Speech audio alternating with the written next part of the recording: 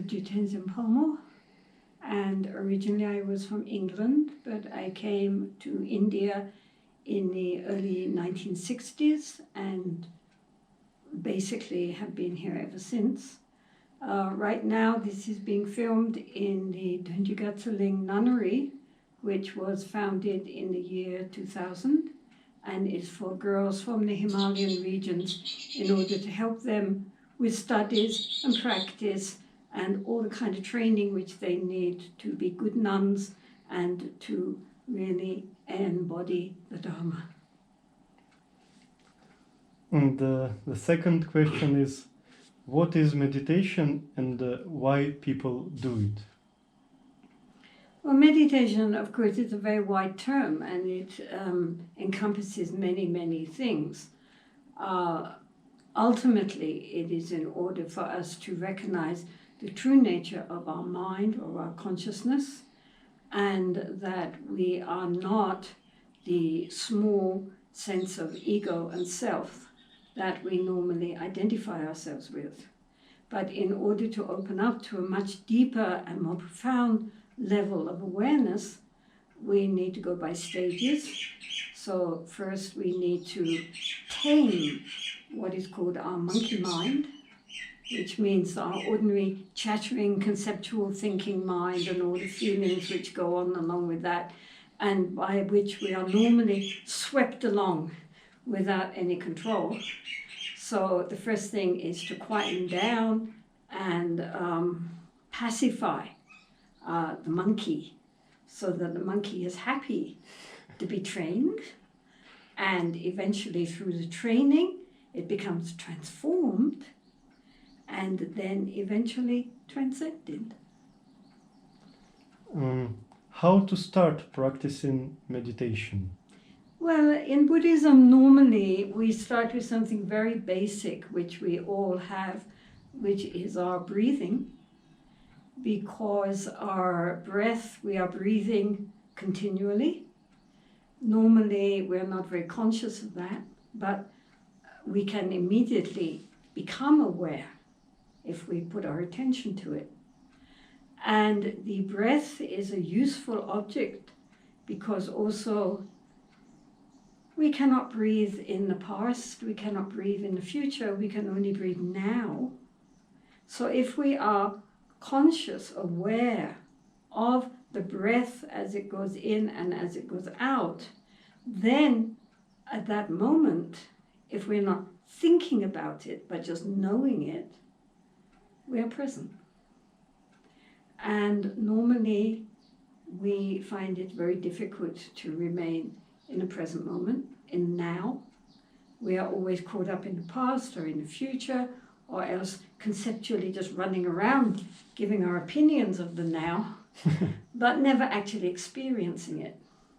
So a very skillful way to bring the mind down, get it quietened down and more attentive, and develop the ability to be aware, the ability to be more mindful and to bring more knowing into the mind. A very skillful way is through allowing the mind to rest on the breathing as it goes in and as it goes out. And can you give a short instruction for everyday practice? Well, the point of all these practices is to develop our ability to be aware. Normally we are not aware, we're just swept along by all our chattering mind. And it's like if you have a river, then we are swept along by the river. So first we have to learn how to get out from the river and sit on the bank, just watching the river going by. We're not necessarily trying to stop the river, but we are trying not to be swept along by it.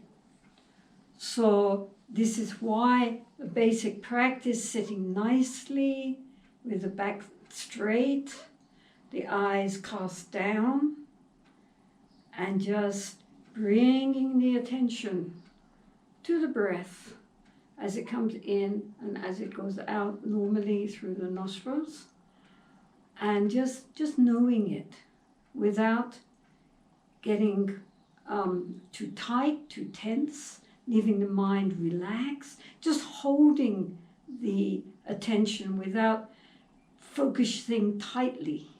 We're not focusing tightly, we're just using it as a prop to get our attention going. The most important thing is the feeling of being aware. And all the noisy background chattering, we just ignore it. And if we get fascinated again by our thinking and we get swept along, then we again notice this, which is awareness, and then bring it back to the breath. It's very simple. The important thing is not to get too tight, but at the same time, while the mind is focused, it's also very spacious and relaxed. And that we can bring into everyday life. Gradually, we learn how, during our day, to be more conscious, more aware, more present. If we get all agitated, take a few deep breaths, bring the attention back to breathing in, breathing out, and again, the mind can settle. For how long would you recommend to sit, and at what time of day for people who just started to practice? Well, I think it's good to keep the practice short and simple. So first thing in the morning is always good, before everybody gets up and starts running around and you're out the door, going off to work. So get up, 15 minutes, half an hour earlier, and sit for 10 minutes, 15 minutes, 20 minutes. And again in the evening, if one has the opportunity, then before sleeping, again to settle the mind down, to bring the attention back to the breathing. Even while one is lying down, one can do this, and then it settles the mind so that one can fall asleep. And what the benefits for the regular person who is not a Buddhist, just doing this practice, can achieve from this practice? What benefits? It makes the mind more quiet, more focused. The attention is able to stay longer on any particular object. Once we learn how to settle the mind on an object, then the importance is the attention, not the object. So we can bring that attention anywhere, to any object. Also during the day, any work we have to do, we can bring the mind to settle on whatever we need to focus on, so that our work actually is much improved. And this, of course, helps with our stress levels. It has been shown now scientifically that a lot of the stress which people are under is not because of really external circumstances or too much work. It's because our minds lack attention and are so chaotic and trying to do too many things at the same time, multitasking, that we stress out the mind without becoming more efficient, and in fact often making more mistakes. This is why now big organizations like Google and so forth are trying to train their staff in mindfulness, not because they want them to be liberated, but because they want them to be more efficient. Okay, and what is essential point of meditation, and what is actually liberation? Well, the essential point is to hone our ability to be aware, to know, not to get lost in all our conceptual thinking. Genuine liberation is when we see through the fabrication and delusion of an ego. This sense of I as something autonomous, solid, enduring and unchanging, which is actually, when we look for it, a total delusion.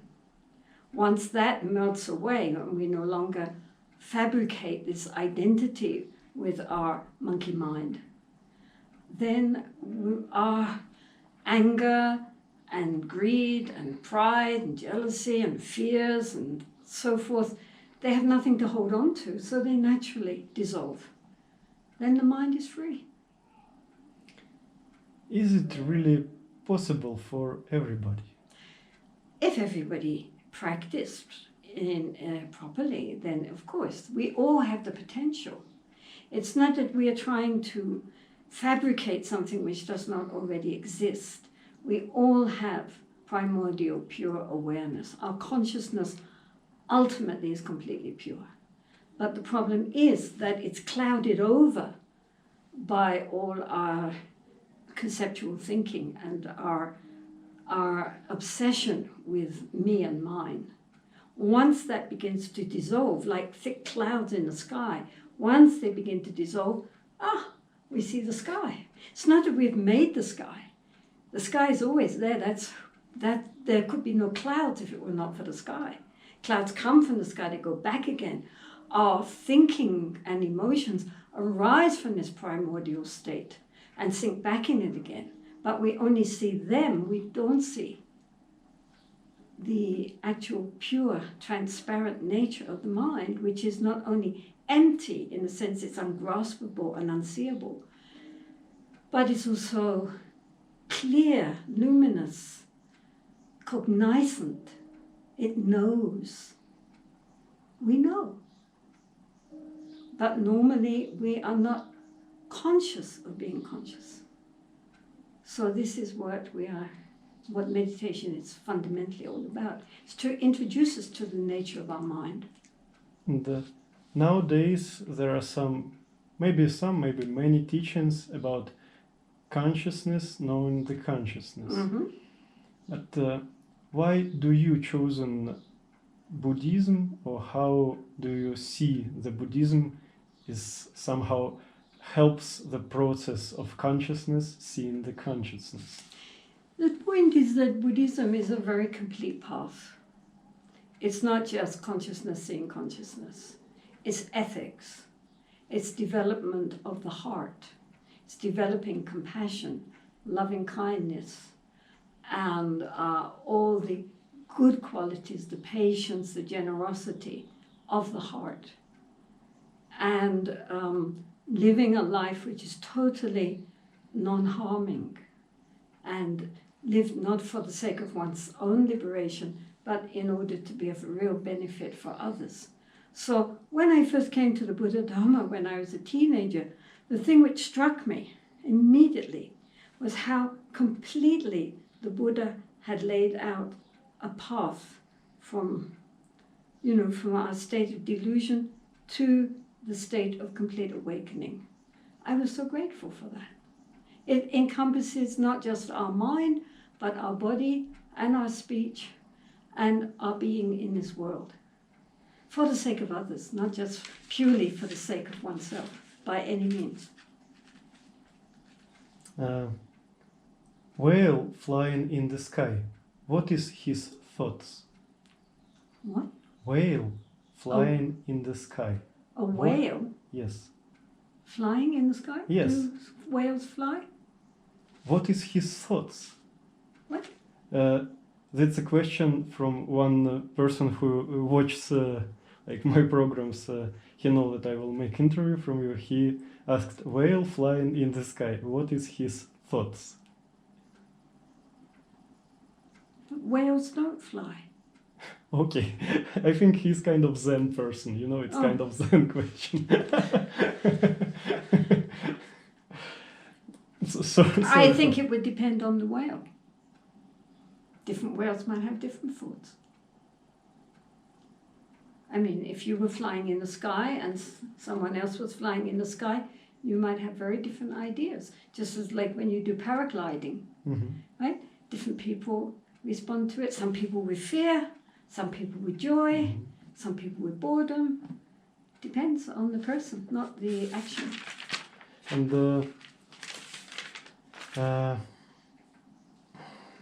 one question about compassion, because Buddhism is very much about compassion, especially Tibetan Buddhism. how compassion can help us in everyday life and how we can grow up our compassion. I think in everyday life it's very important for us to remember that every single being that we meet, not just human beings, animals, insects, birds, fish, whatever, whales, want to be happy and do not want to suffer. Just as I would rather be happy and not suffer, all beings that we meet wish that. But because of our delusion, we do suffer. Don't want to, but it happens. And not only do we, because we do not see clearly, create suffering for ourselves, but also we create a lot of sufferings for others too. And we are destroying our planet for the same reason, because we don't see things clearly how they truly are. But our intention is good. But because we're so deluded, we mess up the whole time. And when we realize that, then naturally we wish others to be happy. I mean, along with developing more presence and awareness in daily life, we should open up our hearts towards kindness, recognizing that all beings wish for kindness. And we all have the potential to awaken, but because we don't recognize that, we suffer and cause others to suffer. Isn't that sad? Look at the destruction of human beings, one to one. Even people that you think are quite nice people, then something happens and they do the most awful things because of their self-cherishing mind and their delusion and their greed and their anger and so forth. They cause so many problems. How sad. How sad. When we have all the potential of the fullness of wisdom and love, if only we knew what treasure we have within us. So what can we do in everyday life to recognize or open our heart and compassion to others and maybe the compassion to ourselves? Well, of course, the Buddha always said that when we develop loving kindness and compassion, we start with ourselves.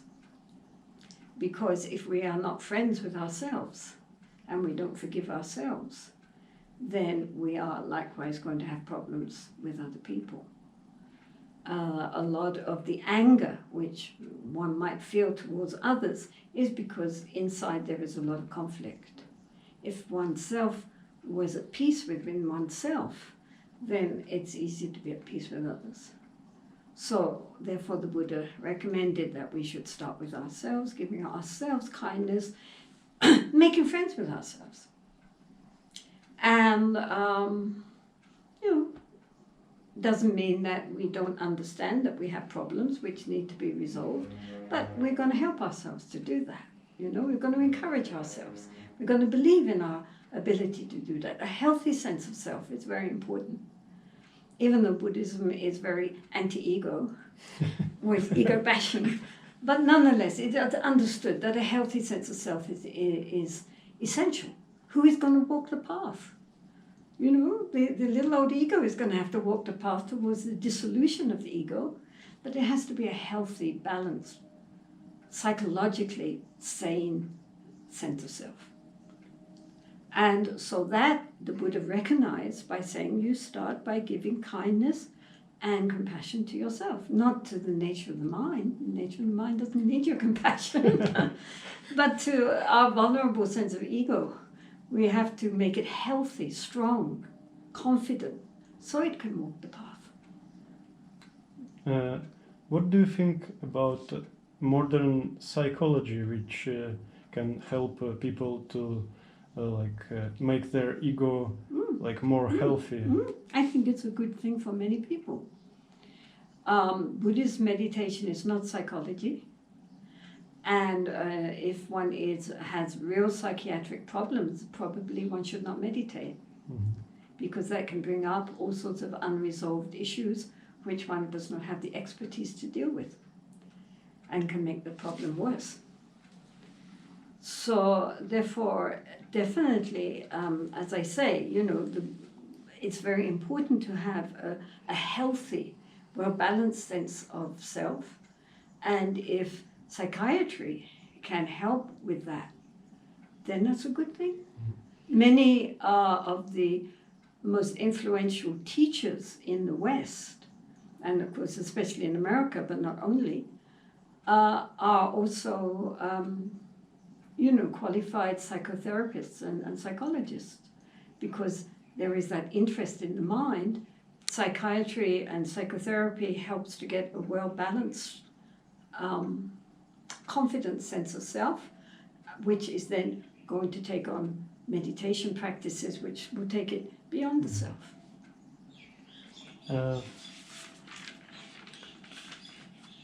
Please recommend some movies and books which can be helpful for Buddhists and non-Buddhists people on their path. Oh, I don't know. A lot of people nowadays really like the books of Mingyur Rinpoche. I'm reading his latest book, which is lovely. I'm supposed to write a foreword for a Chinese edition. It's very charming, and I think non-Buddhists would enjoy it too, because he's very honest, and he's dealing with how he, brought up as a young prince of the Dharma, suddenly gave it all up and had to stay around with, the poorest of the poor and sleeping on the floor and so forth, and how he didn't like it, and how the problems he had with that, and dealing with his mind and his mind's aversion to this completely alien environment in which he suddenly found himself. And it's, I think, very interspersed with Dharma teachings in it on understanding the mind and our sense of who we are. I think it would be a very nice way for people to get introduced to the Dharma, because it's a personal story, so that involves you, along with some very, very profound Dharma teachings. Also, his other books also introduce Dharma in a way which can be integrated with their daily life. So that's also very useful. People who want to do a more formal practice perhaps could find books like by Dr. Alan Wallace, very helpful. That is on a more formal level of shamatha and vipassana sitting, but nonetheless his instruction is very clear and very good. Yes, Alan Wallace will came to Russia in August, Mingyur Rinpoche in September. They're both excellent. They're very different in their styles, but both of them are really accomplished practitioners and very excellent. So it's Russia's gain. Yes, and you say that people love personal stories. Of course, we have wonderful film about your story, about Cave in the Snow, but could you tell for people who doesn't watch it, like short preview of your long interesting story, if you like. If you don't like, I just set the link down below. Okay, we will send the link. Drop the cave. Okay. I know it. You say it again and again. It's get even boring for you. Yeah. Anyway, it's all way back in the past lifetime. Yes. I can't think about it now. But if you want to know, I fear, unfortunately, Mingyur Rinpoche doesn't go very far in his journey. We have to ask him to write a second book about his life up in the caves. We will try to ask. Yeah, we can ask. No Okay. harm in asking. He's, there are many, many really excellent books nowadays on the Dharma. And, one cannot say this one or that one really, but I would always say, as far as your practice is concerned, keep it very simple. My Lama always said, keep your practice simple and short, but do it. And I think that this is very good advice. If we have more time, we can do more. But anyway, the Dharma practice shouldn't be like, a heavy rucksack that we're carrying. It should be something which is like yeast in the bread, makes everything lighter, not everything heavier.